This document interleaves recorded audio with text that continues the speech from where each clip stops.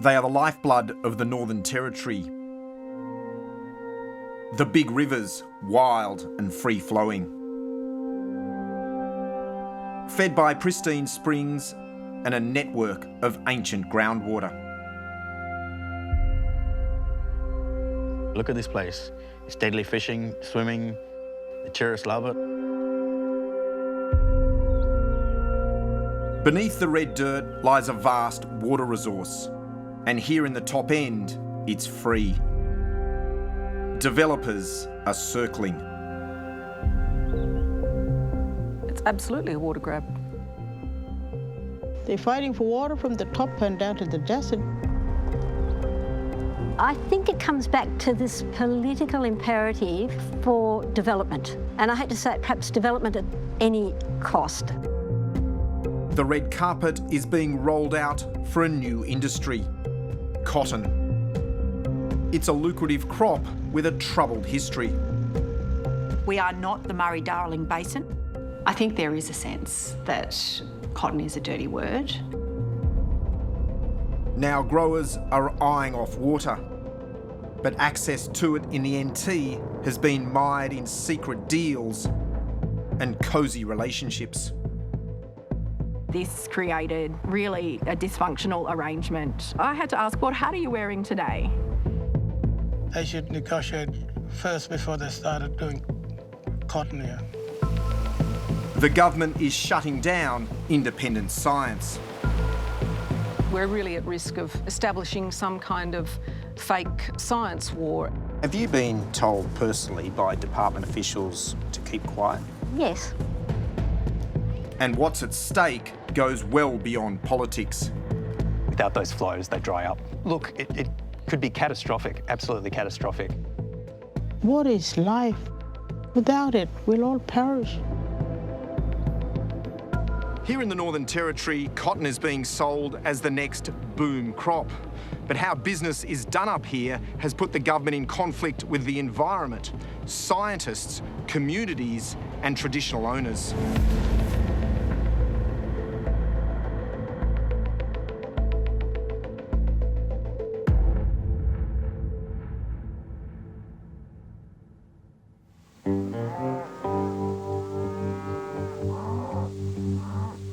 This is cattle country. For more than a century, large herds have run wild amongst the red dirt of the Northern Territory. But change is coming to these giant stations, and with it, a transformation of the landscape.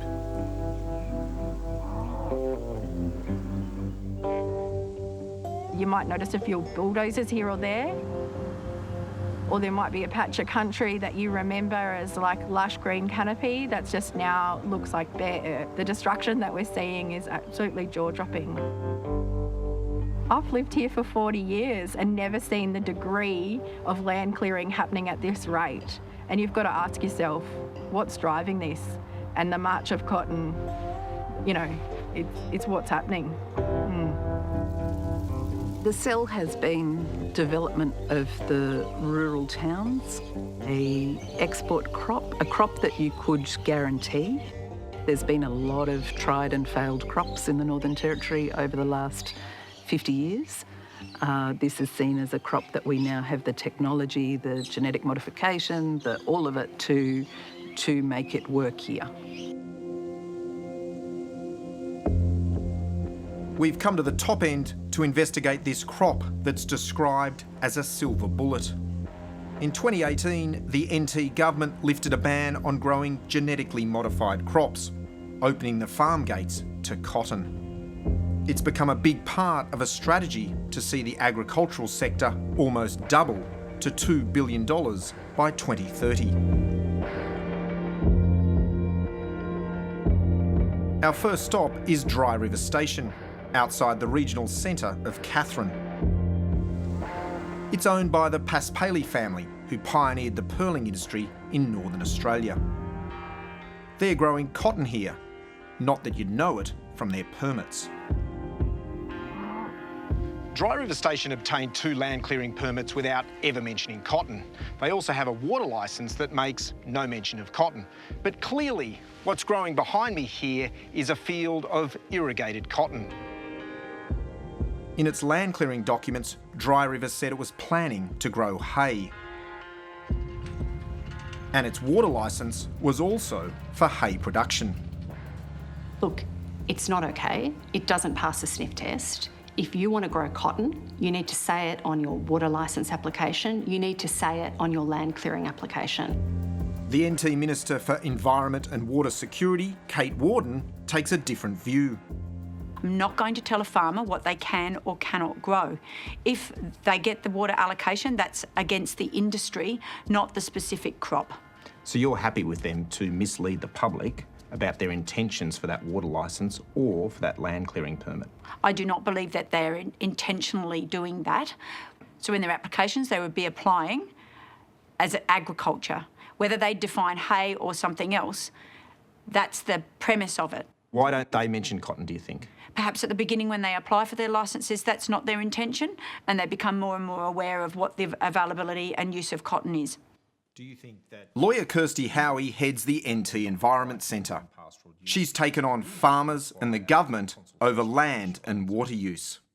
I think there is a sense that cotton is a dirty word and that we don't mention it if we don't have to. And that's playing out in applications for approvals themselves. Satellite images show irrigators installed at Dry River Station by March 2022. Cotton has been planted for the past 2 years in these giant circular fields, boosted by water drawn from underground. But they never applied to grow cotton here. The station is permitted to pump 2,600 megalitres from the aquifer each year, a licence that could be worth as much as $15 million in the Murray-Darling Basin. The Pastoral family did not answer our questions. What did they pay for that? I have no idea what they paid for it. That would have been in their licence some time ago. But in terms of... Would it surprise you that it's free? So, no, it would not surprise me because we are... So you do know that there's no cost on water in the Northern Territory? In the Northern Territory, we have a water plan. We've just got that in place in the last 12 months. Under that plan, we are slowly building a framework for charging for water. We're committed to it, but that work is ongoing. Oh, water is free, which is why people are coming here, why big growers are coming here. It's really sad that our government has actually said that is our advantage. Sam Phelan is a veterinarian, now fighting to protect the rivers and aquifers of the NT. She's running as an independent at this weekend's territory election. In other states and other jurisdictions, a charge on water goes to then monitoring those licences. So we also don't have a fund available to send out regulators to inspect meters, to do all of that. So it becomes effectively a self-regulated industry.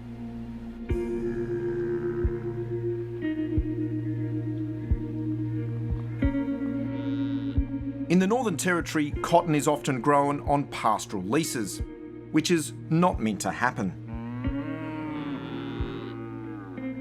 What's the purpose of a pastoral lease? To run cattle, nothing more, nothing less. There are some subordinate purposes, for example, growing fodder crops for cattle, growing hay, and so on, which are permitted as pastoral uses.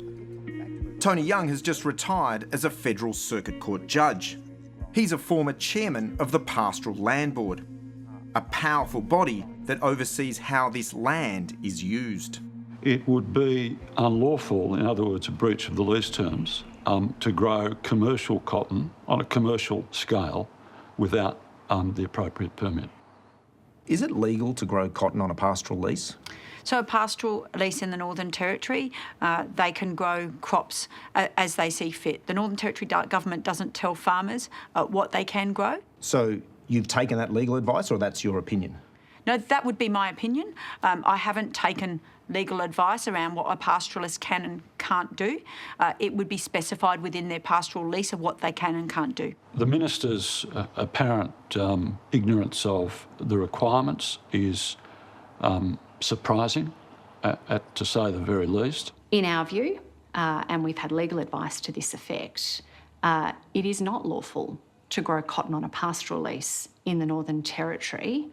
It essentially is a land grab. My name is Harold Daly Waters. I'm a leader, elder and traditional owner.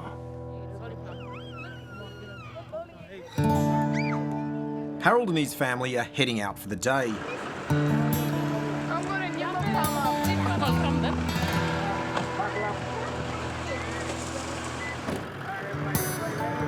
We're going with them to Yukeronidge Station, a giant cattle property halfway between Alice Springs and Darwin. Places that's really, really, really important to us. Coming to this country, I pretty much got overwhelmed. So special to come back on country and even show my grandchildren where I've been and which part that I'm linked to on this land.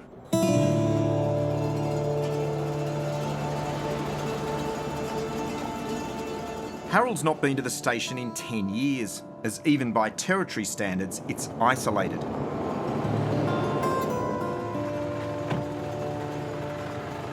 As traditional owners, Harold and his family have rights to hunt, fish and camp on this pastoral lease.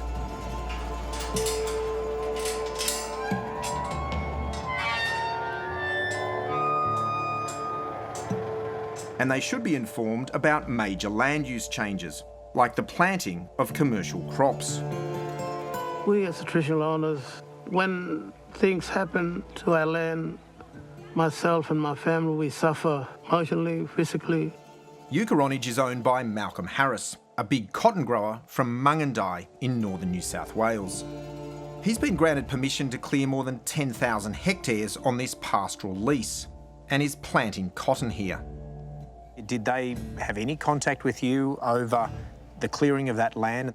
Normally, the Northern Territory government talks to the Northern Land Council, and the Northern Land Council talked to the traditional owner. This never happened. It's a shame the government didn't do it. And the pastoralists just went on and done it. Well, it means native title holders are being deprived of their rights under the Native Title Act, which are essentially procedural: the right to be notified, the right to negotiate, the right to seek compensation. And compensation may be a very significant amount. Harold Daly Waters wanted to see where the land has been cleared for cotton.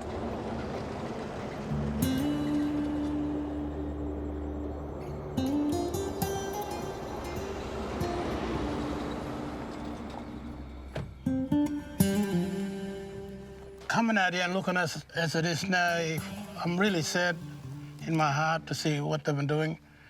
They should more negotiate with us and talk to us a bit more where they want to do their farm. Malcolm Harris says the cotton crop is being grown for its seed, which can be fed to cattle. And they'll be planting more cotton in this area. The growers will tell you absolutely for cottonseed, but cottonseed, I think, is about 15% of the profit compared to the fibre. So people are growing this for the fibre. The cottonseed is a byproduct. What do you make of some pastoralists saying that they're growing cotton to feed the seed to their cattle? It's highly implausible. It's an argument being used right across the Northern Territory, but nobody told the minister. Is the primary purpose of growing cotton to feed the seed to cattle? Absolutely not. To grow a crop like cotton on a pastoral lease, farmers would typically have applied for a non-pastoral use permit. Suddenly, a few years ago, applications for non-pastoral uses completely stopped. So it appears that some kind of arrangement has been put in place whereby pastoralists do not need to apply for non-pastoral use permits anymore. These are issued by the Pastoral Land Board, but it's not forced Malcolm Harris to apply for this permit. And it's been equally lenient over land clearing. Satellite images examined by Four Corners show Malcolm Harris cleared land twice before permits were issued. In 2019, he began clearing 318 hectares of land, 16 days before being granted a permit. In 2020, he sought permission to clear just under 5,000 hectares. These images show this area being burned in July 2021 and ploughed in November, even though a permit was not issued until December. The next year, a crop was grown.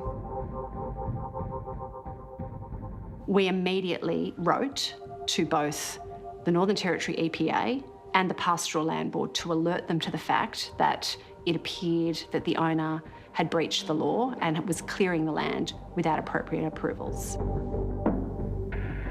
The Pastoral Land Board investigated, but only went as far as saying Malcolm Harris showed disregard for the rules and disappointing conduct.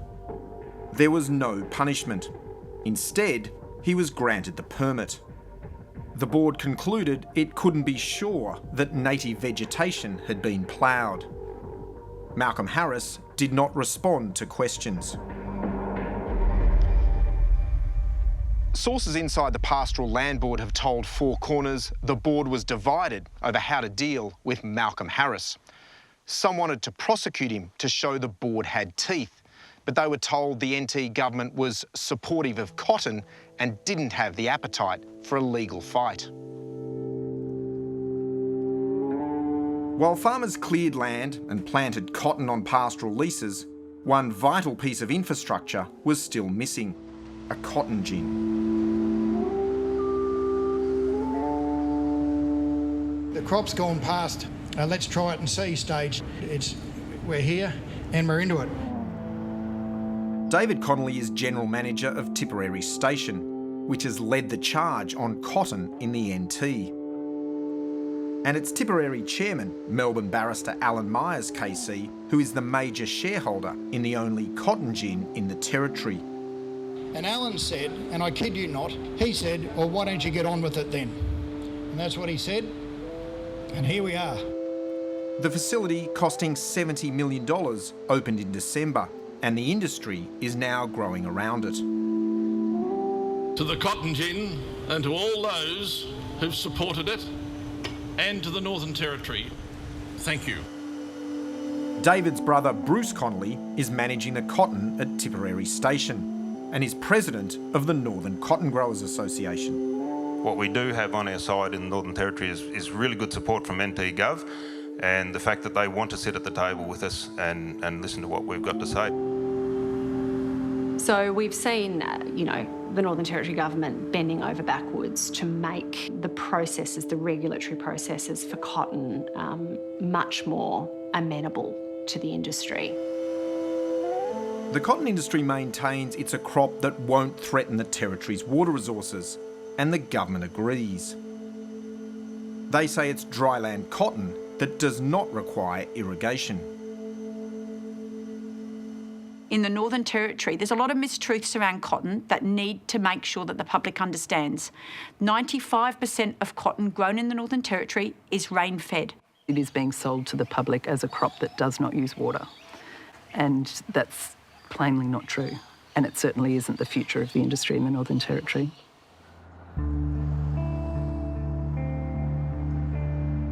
One of the new players pushing the boundaries is Claravale, an hour's drive north of Katherine. It cleared an area right next to the Daly River without a permit in 2021. When a complaint was lodged, Claravale was given retrospective approval to clear a small parcel of land. But only after it was made public did the government prosecute the owners for the larger area. It's the first time a case of unlawful land clearing at this scale has ever gone to court in the NT. Meanwhile, they've been growing cotton here. We drove out to Claravale to take a look for ourselves. We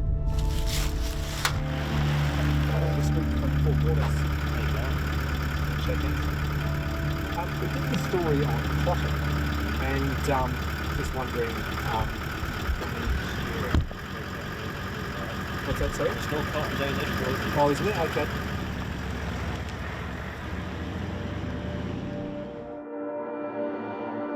That's not entirely true.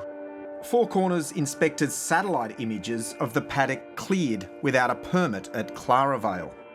We found a cotton crop planted here last year.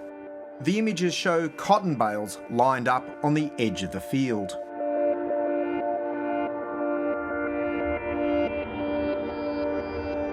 And video shows cotton growing in the adjacent field. Despite the prosecution, Claravale has applied to clear a further 6,000 hectares. The burning off has already begun. To support future crops, Claravale could access more water. When Claravale was sold in 2021, this billabong was promoted as having scope for future development. Subject to approvals, that could mean a dam.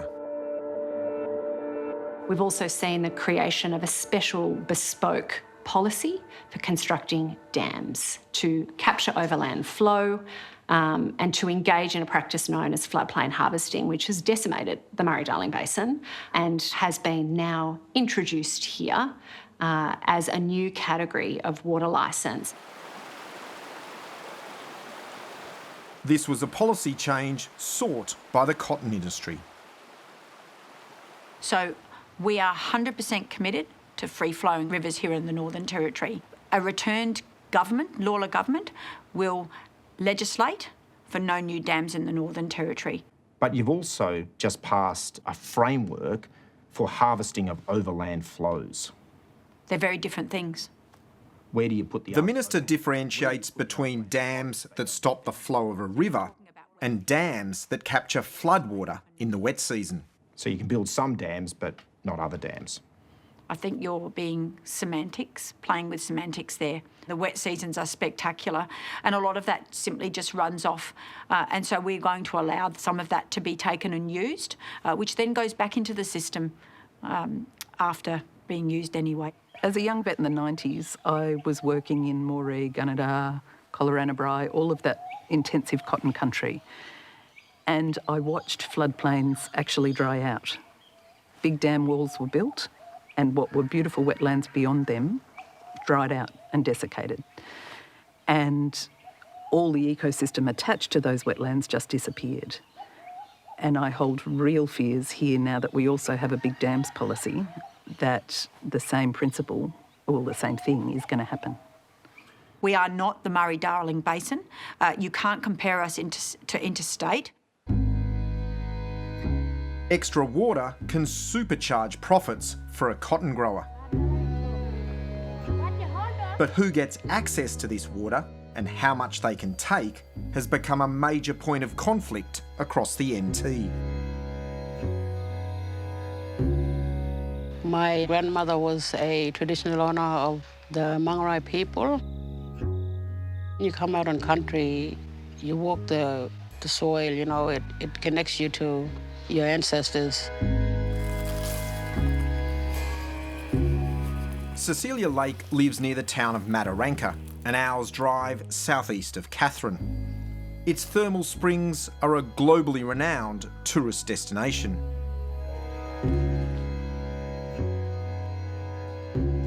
Here, ancient groundwater bubbles to the surface, so clear it reflects the piercing blue sky of the top end. The water from these springs is sacred for Indigenous people.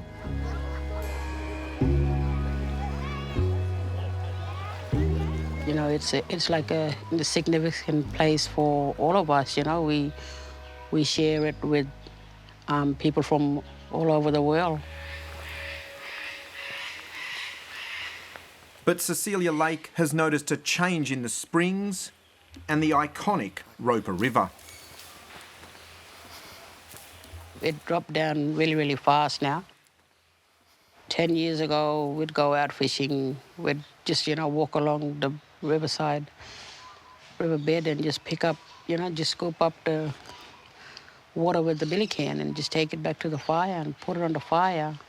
But as the years pass, we noticed water levels were dropping.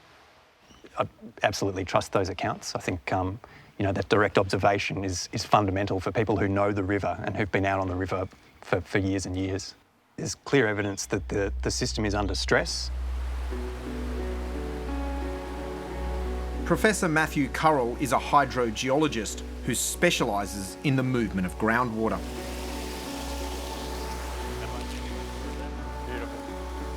This is one of the main springs where we see the water daylighting from the Cambrian limestone. He's been working with Indigenous rangers to better understand the system of springs, creeks and rivers around Mataranka. This system here that we've got, the Roper River and the Mataranka Springs particularly, they're probably the best known springs in Australia, 100% dependent on that groundwater flow coming out of that Cambrian limestone aquifer. And without those flows, they dry up. Matthew Currell says if water levels drop further, this giant palm forest may not survive another fire. These liverstoner palms need groundwater within about a metre of their root system. It's a warning of things to come. But it's not just groundwater levels worrying scientists. There's been a sudden deterioration in water quality. In May, people from the nearby Jilkmingan community saw their pristine blue pool had changed. I've been coming out here a lot, swimming and with my friends and family, and the water has changed a lot during the past few months because it wasn't like that before. It was magically blue, crystal clear, and now it's all green.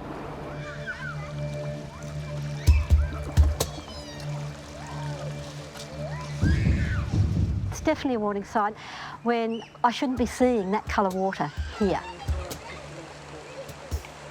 Freshwater ecologist Jenny Davis was appointed by the NT government to this region's Water Advisory Committee. But she's so shocked about what she's seen here, she's broken ranks and is speaking out publicly for the first time. And where do you suspect that's coming from? It's probably coming from a new irrigated horticultural development up the road, basically a melon farm, because that's the kind of fertiliser addition that could drive this very rapid change.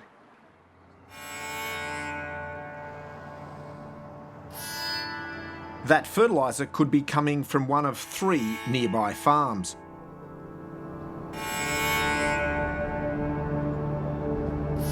They've been irrigating with large groundwater licences for a decade, and the government says they've had no impact on groundwater levels. Yeah, so this is melons, and more melons. So they've got about 800 hectares under cultivation now. It's massive.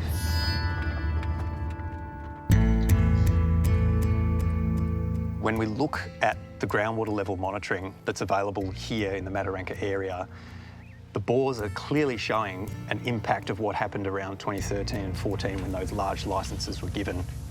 Those minimum groundwater levels have been steadily declining, and I think it's clearly a result of the additional extraction that's occurring for those farming operations. This farm is owned by Jamie Shembry, who has big plans for irrigation just down the road in Larrimah. It will draw water from the same aquifer. It could be catastrophic, absolutely catastrophic on the Roper. For 10 kilometres along the highway here is land set aside by the NT government for intensive agriculture. The plan is for large-scale clearing, but to make this land productive requires huge amounts of water. And to make it happen, the land came with a 10,000 megalitre water licence. That is a huge amount of water. If you read the licence documents themselves, you'll see that in order to extract that much water, they will need a bore field of 10 large capacity bores pumping 24/7 at more than 30 litres per second. It's actually physically difficult to pump that much water. So we're talking about an absolutely massive scale operation. In order to justify giving away so much water, the Territory government massaged the science. And this is how they did it. They changed the rules and effectively moved the boundary line which divides the wet, top-end zone from the dry, arid zone. So suddenly, Larrimah had access to a whole lot more water. If you apply the arid zone rules to that area, you magically create an enormous amount more water. Well, essentially, by flipping to a new set of rules, you create water out of thin air. Tell us about The NT government rejected the science, arguing that taking water in Larrimah would not affect the springs. Now, one of my really key concerns here is the claim that the groundwater in that Larrimah area is not really connected to the Mataranka Springs and the Roper River, or that it would take many, many thousands of years and would not have an impact on the river and the springs. The good science that's been done by others, by isotope scientists, by the ecologists, shows that this whole aquifer system is connected. So here we've got... These concerns led lawyer Kirsty Howie to request an independent review of the Larrimah water licence. What's that, 2020? That was back in 2020. Yep. A panel found the licence should never have been issued. There was an independent board assembled. A robust decision was made that, in our view, accorded with the science and with sensible policy. And we would have expected the government and the department to take that one on the chin, to accept the umpire's decision. That didn't happen. We've got a backdrop of broken water laws here. Instead, the government dismissed the panel's decision and said it was determined to see the licence go ahead. Effectively asking for the same decision to be made 4 years later, again on the same basis, which has already been, arbitrated and decided upon. It just beggars belief. The government wanted Jamie Shembry to develop the Larrimah land. In June, he resubmitted the water licence and revealed his plans to grow 800 hectares of irrigated cotton.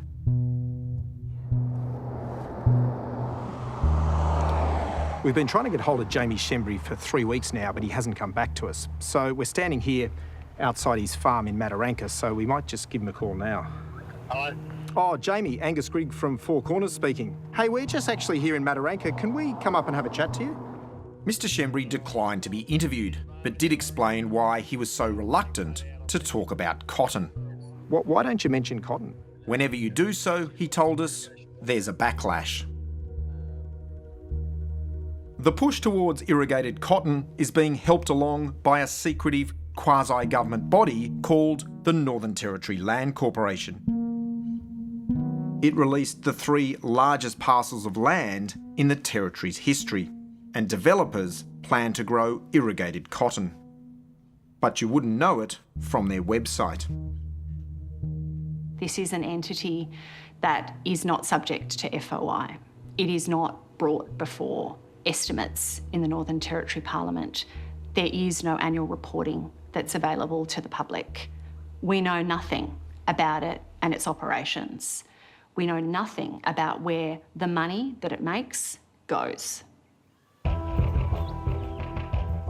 In 2020, when the Land Corporation needed help finding developers for these projects, it turned to the NT Farmers Association. At the time, NT Farmers was run by Paul Burke, a vocal advocate for cotton. I think the fact that we've invested heavily into a cotton gin for that key infrastructure, I think cotton's here to stay for the long haul. 4 years later, Paul Burke is on the other side of the table. He now sits on the board of a company which was one of the successful bidders. How is it possible that this individual has partnered with NT Land Corporation, advised on this land, and then he appears on the board of the successful tenderer. Paul Burke said he was not involved in the decision-making process and says any conflicts of interest have been declared. He's also been appointed chairman of the Pastoral Land Board, a body that plays a large role overseeing the cotton industry. What does it say that the former chief lobbyist, effectively, from the cotton industry is now regulating that same industry? Well, it says that government is determined to do all it can to encourage the cotton industry. This desire to encourage cotton and other crops has seen irrigation licences handed out well before water policy has been settled. The NT government is now pushing through water allocation plans to determine how much groundwater can be pumped, and it's not listening to dissenting voices. This is my mom's and my auntie's country. It's called jungle in white man language, but in Blackfella it's called Bullied. Jocelyn James is a traditional owner and was a ministerial appointment on an advisory committee for the Mataranka Water Allocation Plan. It used to be full of water. Not now, you see it's white and it's dry. There used to be bulrush. Yeah, okay. And you can hear the birds, the goose. She's come here today with Sam Phelan. So even at this time of year, that all used to have water? Yep. And wetland? That was all one big wetland there? Wetland. So what happened? I just don't know how the water got dry. Yeah, okay.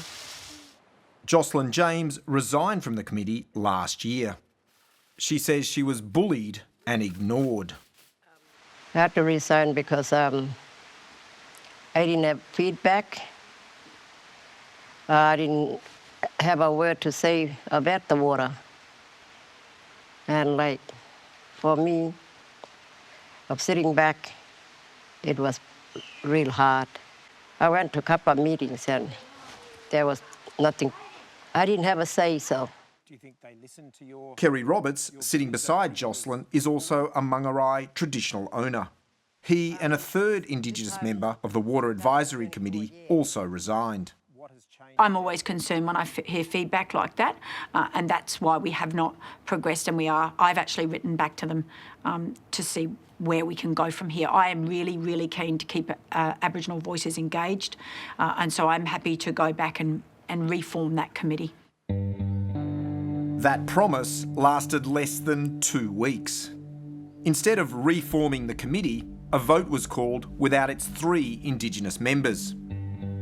It will see the annual water take from the Larrimah region increase 4-fold. That's despite 2 committee members saying this amount was too high.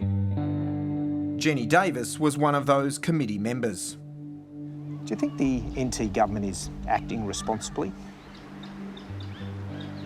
It worries me that it isn't appearing to listen to some of the scientific advice that is available. Have you been told personally by department officials to keep quiet? Yes. We're really at risk of establishing some kind of fake science war, as though there's differences of opinion or interpretation here. And, you know, I don't think that's the case at all. The Northern Territory government is ignoring peer-reviewed science. They form in massive stands in this area, and you can see them right along the banks of the Roper. Sue Jackson and her colleague Matthew Currell have been accused by the government of peddling misinformation. I think that it says that they would prefer to close down the doors, close down the shutters and get on with it. The government had been basically saying that, you know, my scientific findings were not reliable, or that were, not scientific. And so I found that pretty disappointing, largely because I've been really careful to check what I'm saying and make sure that it aligns with what we know, what's peer-reviewed, proper science and data. So science is a very contested area, and that's the importance of doing an open process where people can put their views in. We can't just have everybody outside the Northern Territory telling the Northern Territory what we should and shouldn't do. And to be honest, as a government, we're sick of it. The site has told the NT government it would be reckless to proceed with the plan. And when they challenged the accusations of misinformation, the minister's office quickly backed down. We're at the epicentre of what is like really significant power struggles to lock up resources. We try and raise our concerns, but my experience has been is that we're being ignored, silenced or undermined.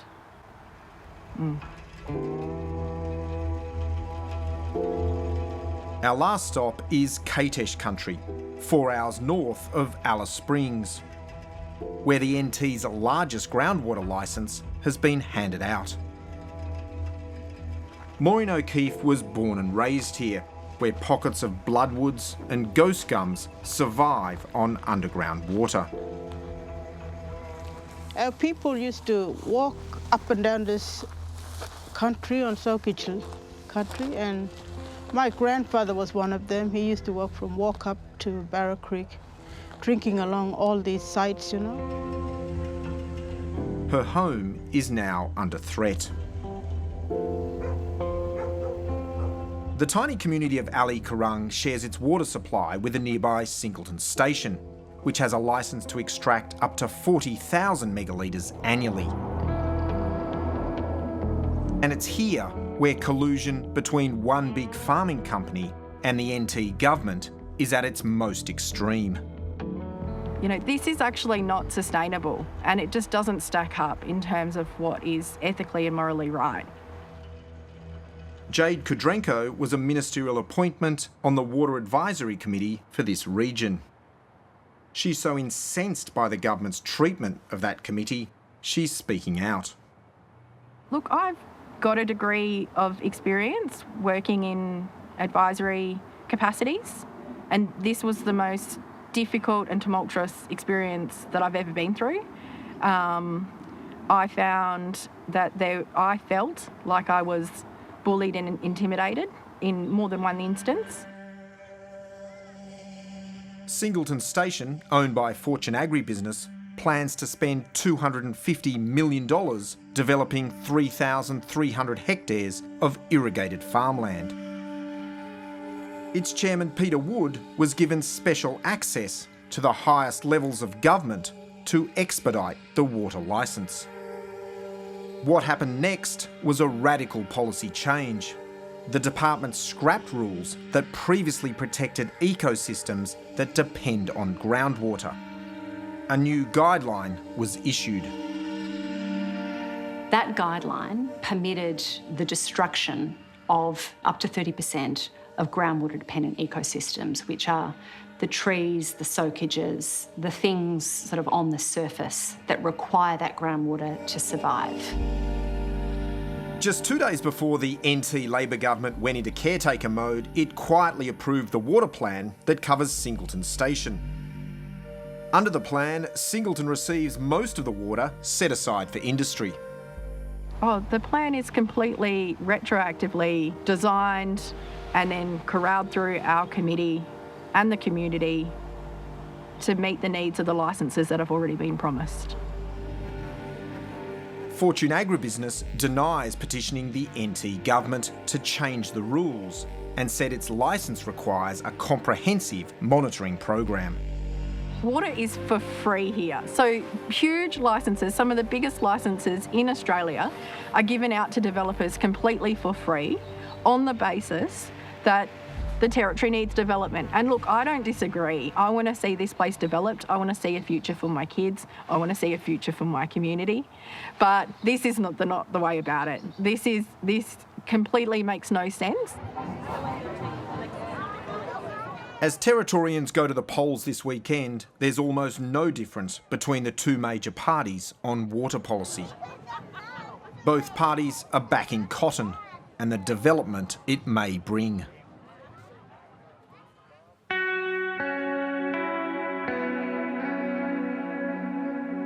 Territory politics is about access to resources. It always has been, and it's likely to continue to be. Both governments believe in development, almost at any costs. The water is crying out for help. We're crying out for help because we're feeling each other. We feel that the water and us are connected and that we're both crying for help, to make the government listen to us. The water they've already taken is enough. Please don't take any more from us.